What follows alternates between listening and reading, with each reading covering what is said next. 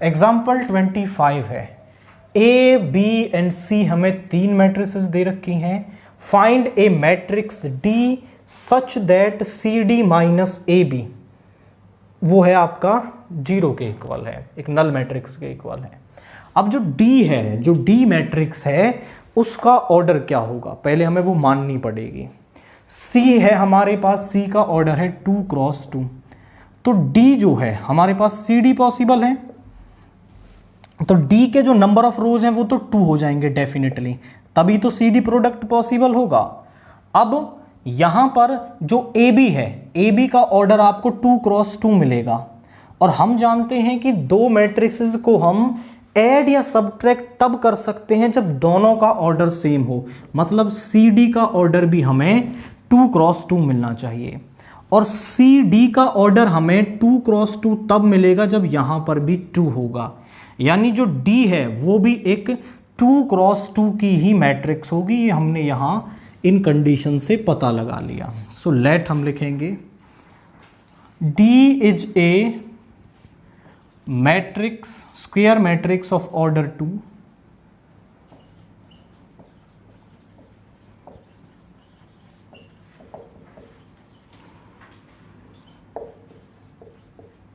Late D is equal to A B C D हमने मान लिया।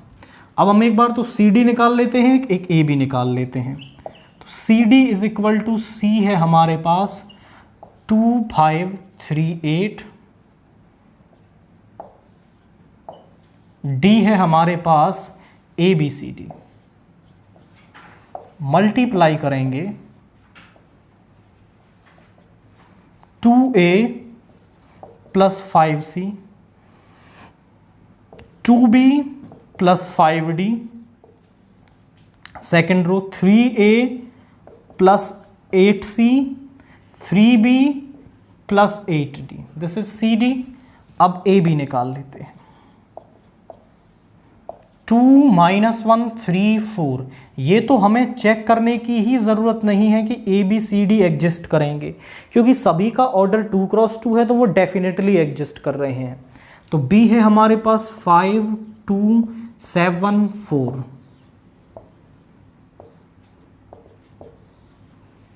2 5s are 10 -7, 2 2s are 4 -4, यहाँ पे 3 5s are 15, 7 4s are 28, 3 2 जा 6, 4 4 जा 16, यहाँ पे ऐड करने पर आ गया 3 0 43 एंड 22।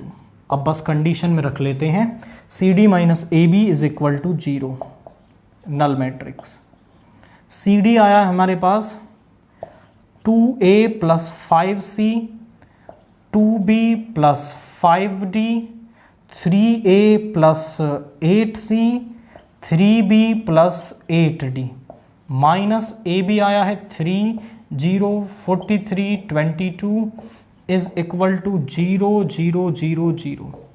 यहाँ पर 2a plus 5c minus 0,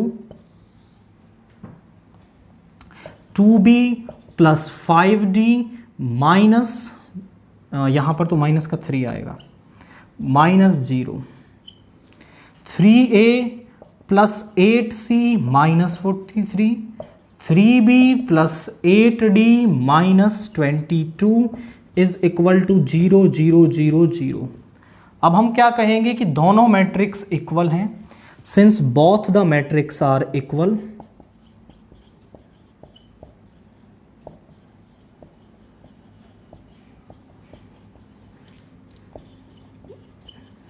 therefore their corresponding elements are equal।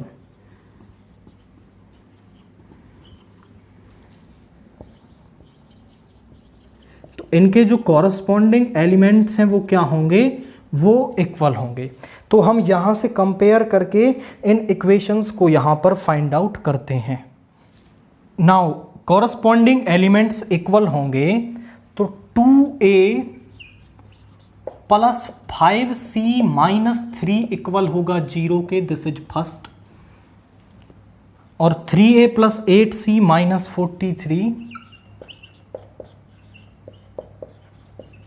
ये होगा 0 के equal, this is second. 2b plus 5d 0 के equal, this is 3। 3b plus 8d minus 22 इसको इधर ले आएंगे, दिस इज फोर्थ। यहां पर 2 यहां पर 3। इक्वेशन फर्स्ट को तो हम मल्टीप्लाई कर रहे हैं 3 से, उसमें से घटाएंगे इक्वेशन 2 को आफ्टर मल्टीप्लाइंग इट बाई 2। तो 3 से करेंगे 3 2 जा 6a 15c minus 9 is equal to 0।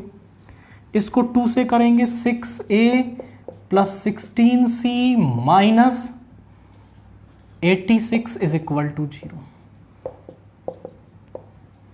Minus का c और यहां पे आएगा, this is 86 minus 9 is 77 is equal to 0। इस तरफ ले आएंगे,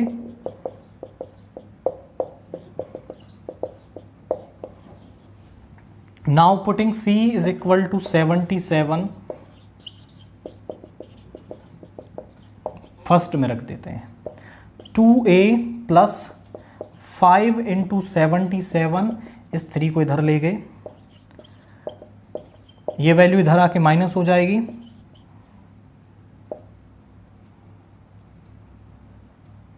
थ्री 8 5 और यहां पे आ गया माइनस का 382 अपॉन 2 इज a। 2 1 जा 2 2 9 1, यानी जो a है वो आ गया माइनस का 191। a और c तो मिल गया। अब यहाँ से b और d निकाल लेते हैं। तो यहाँ से आप देखें तो ये है 3, ये है 2। तो इक्वेशन 3 को हम मल्टीप्लाई करेंगे 3 से, एंड इक्वेशन 4 को 2 से मल्टीप्लाई करके उसमें से सब्ट्रैक्ट कर देंगे। 3 2 जा 6b, 3 5 जा 30d इज इक्वल टू 0। 2 3 जा 6b, 2 8 जा 16d is equal to 44। Cancel हो गया। यहाँ पे आया 30 माइनस 16 इज ओके, 3 से मल्टीप्लाई कर रहे हैं तो 3 5 जा 15d हमारे पास यहाँ पर होगा। सो माइनस का d is equal to minus का 44, d is equal to 44। Putting d is equal to 44 in third, तो यहाँ रख देंगे 2b is equal to minus 5 into 4 b is equal to minus 5 into 44 by 2। तो यहाँ multiply कर लेंगे, माइनस का 110। तो हमारे पास जो d है वो क्या आ जाएगा, a आया है हमारे पास माइनस का 191, b आया है हमारे पास माइनस का 110, c आया है हमारे पास 77 और d आया है 44। तो केवल इस इक्वेशन में वैल्यूज़ हमें रखनी थी और यहाँ से हमें a b c d की वैल्यू मिल गई है।